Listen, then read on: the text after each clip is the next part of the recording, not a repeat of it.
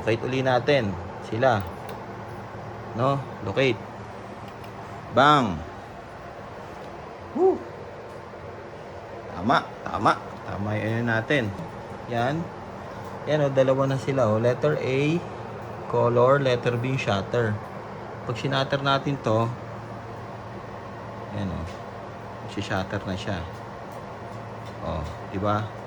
Tapos, pag ito naman shutter natin, yung ano, yung mga color, si-shutter din yung mga color. Okay? Yan, gumagana. Dimmer, check natin. Oy, nadidim siya lahat. Okay? So, yung dimmer natin, napagana na natin. So, dito tayo sa pattern, number 3. Alisin muna natin yung ano, yung white velocity natin. Ay, yung white natin. Dito yung color at yung white. Alisin natin to, no? Yan, alisin muna natin yung white. Yan, para makita natin yung pattern. Kahit paano makita natin yung pattern. Yan. So, punta tayo dito sa pattern. Sa gobo natin. Yan, 73. Yan. Ipapalitan yung mga pattern. No. Yan, may iba-iba siyang pattern dyan. Okay? So, yun yung pattern. May RGB tayo na auto. Yan, kung ano-ano lumalabas dyan. So, mag-iiba-iba siya dyan. Gusto natin ng bawasan nga natin to para makita nyo. Sobra naman. Anyway, so yung pattern natin gumagana, no? Yan. Mag-a-adjust tayo ng ano. Okay. So may adjustment tayo. Okay yung pattern natin. Ito yung auto white natin. Grabe, oh. Yan, auto white gumagana. Ngayon, yung number 6 natin, RGB self-walking mode. RGB auto natin. Yan, napakita na natin. Yung RGB natin na auto mode. No. Tapos, pagdating ng 229, yan o, punta natin 229. Yan. So, pag nakarinig yan ng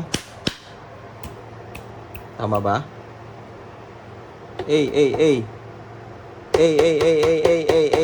Napapansin nyo ba? Nagpapalit-palit siya ng kulay. So, nandun yung auto natin. RGB velocity. Okay? Yung RGB velocity natin, nandito yan sa speed. Yan o.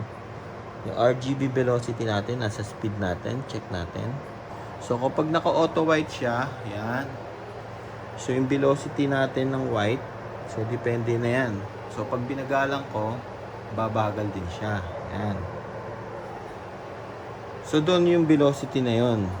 So, kapag tayo nag-auto ng RGB natin, saan ba yung auto natin ng RGB? Yan o, RGB auto. Yan. So, ito yung pattern natin. Yan yung pattern. Tsaka yung pattern. Palitan natin yung pattern. Hindi kasi nakikita rito eh. Yan. So, auto. Ngayon, yung auto na ito, kung ano yung klase ng auto ni RGB, ngayon, si velocity, yung velocity na RGB na yan, dyan magdidepende yung bilis. Adjust natin to, ha. Ayan. Tsaka siya bumilis, oh. Okay? So, yung velocity ng white, bilisan din natin. Okay. And then, yung RGB natin, yan. Yung red, yung green, yung blue, Yan. And then yung white. Ito yung white. Ito yung white natin. Yan. Mahina pa lang yan. Pag nilaksan natin, grabe. Alright. So, balikan uli natin. Personality manage. Edit personality. Yan. Enter. Enter. So, yan yung pattern niya. Gayahin nyo na lang. Okay. Yan yung mga 7A.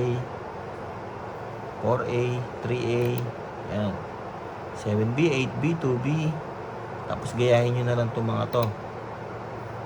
Okay? So, sa lahat ng nanood hanggang dulo, maraming salamat sa inyo. Naway nakatulong tayo at saka kahit itong mahabang tong video na to, talagang mahirap pala gawin to. So, check natin kung paano natin siya gagamitin sa event at anong mga preset or mga program yung kailangan natin gawin dito sa lighting controller natin para dito sa atomic strobe na to. Okay? Sa lahat na nanonood hanggang dulo, maraming salamat. Sa mga hindi pa nagsasubscribe, subscribe na kayo dyan. Alright? So wala na kayo ibang sasabihin iba. Thank you and God bless.